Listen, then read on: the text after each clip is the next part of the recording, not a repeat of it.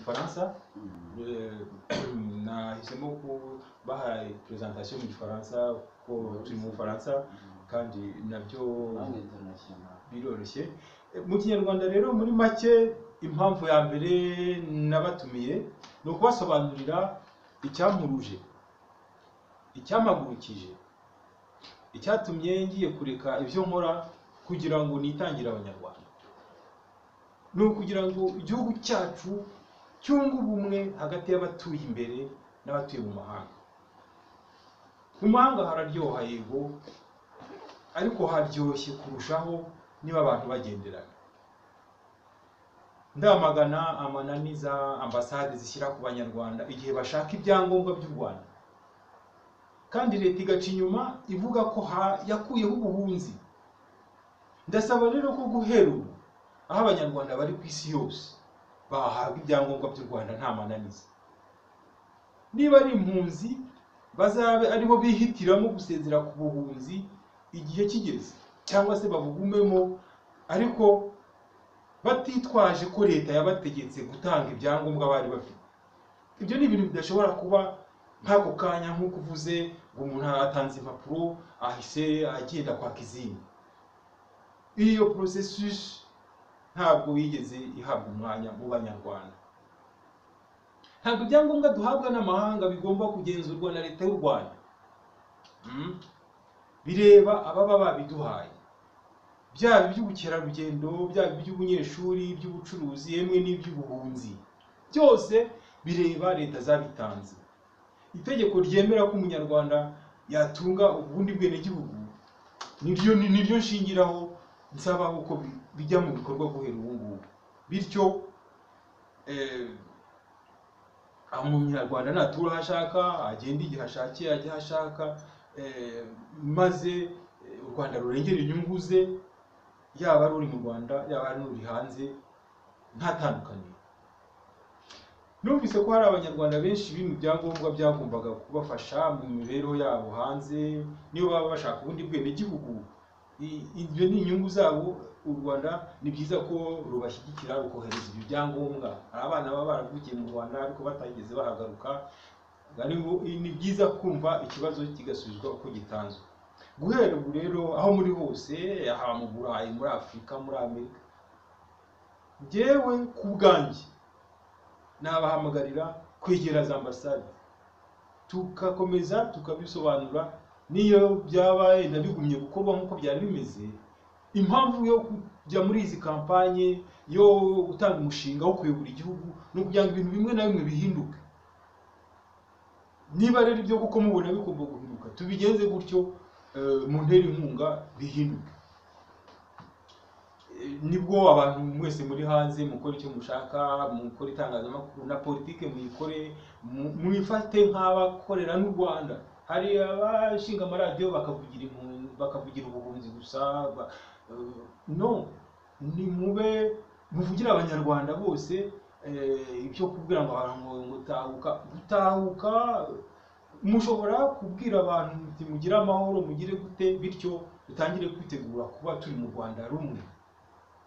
Hari n'abacungira ko abantu bari muri ibyo bibazo kugira ngo bakore politike zabo. Sinzi niba hari inyungu babifiteho. Oya, dukore politiki ireba Abanyarwanda bose.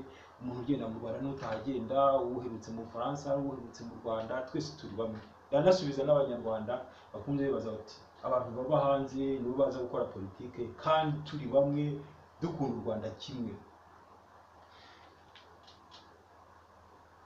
Hano tuzahera twubaka ubumwe bw'igihugu, tunagiteza imbere.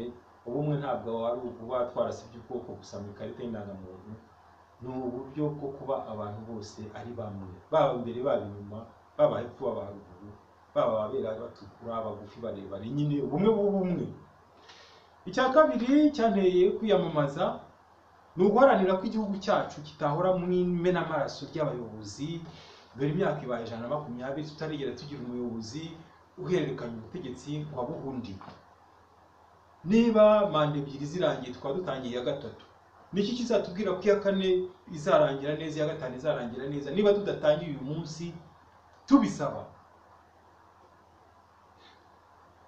Abavuga ngo perezida uriho kugira ngo aragapfa, no, nabo baragapfa kuko ntabwo ari byo nshaka yewe, nuko ahubwo nawe ubwe yakwemera yuko atari byo dukeneye, si byo by'imbere.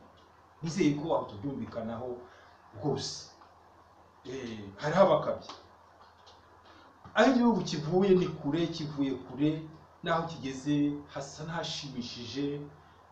Nibiduha ububasha rero ko kwifuza ko kijya ku rutonde rw'ibihugu byateye intambwe muri demokarasi, nubwo bidafite amateka amwe nk'ayacu, ariko dushatse twabigeraho. Nk'ubu nka Senegal, Tanzania, Maurice, na za Benin, za Ghana, kugeza ubu hari ndetse n'abategetsi batangiye kwiyemeza bavuga ati jewe nzayobora manda imwe, sinzasaba ya kabiri. Oya, tube tugumye ku ya kabiri, kuri ebyiri, ariko twitegure igihe cyo gusimburanya nikigera tutazaherera mu byo kuvuga ngo oya nta wundi, oya nta wundi.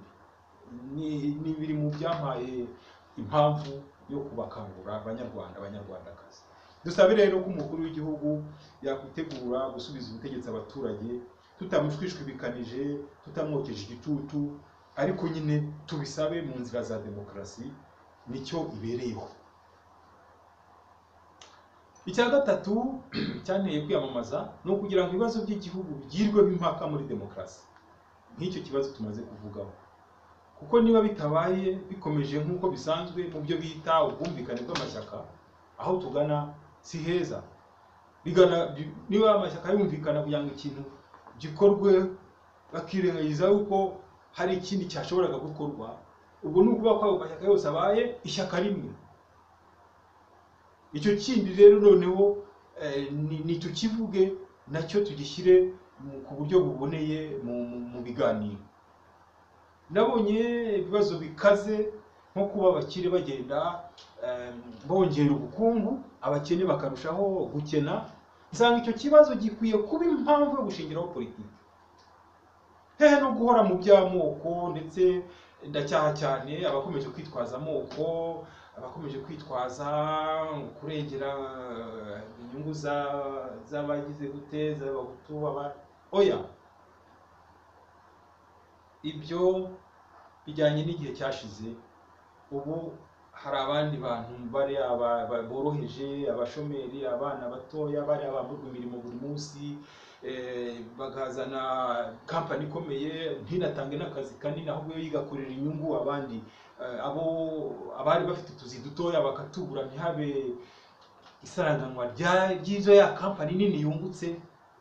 Ibyo nibyo tugomba guhagurukira kugira ngo imbere hari imbere hazabe harateguwe kampani izagiza mu Rwanda, izi kwije gutanga akazi, ije no gutanga n'imisoro, ntizije kungukira ku banyarwanda gusa. Sinshaka kuza gahunda yo gukurura amakampani y'abanyamahanga, ahubwo baze bazi ko abanyarwanda dukanuye, tutazabaha ku buntu inyungu n'amafaranga ngo bitahire. Ngaho rero ntumiye ababishaka mwese, ndetse n'abafite amashyaka asanzwe biyemeje kuvugurura ingingo zimwe na zimwe, kugira ngo bamenye ko hari ikindi kintu dushobora gushingiraho, batangire tubone dushobora gukorana muri runo urugendo ruzakomeza kugeza muri Kanama mu matora. Hazabe haragaragaye ko hari ubushake bwo kuganira ku mugaragaro ku bibazo. Bityo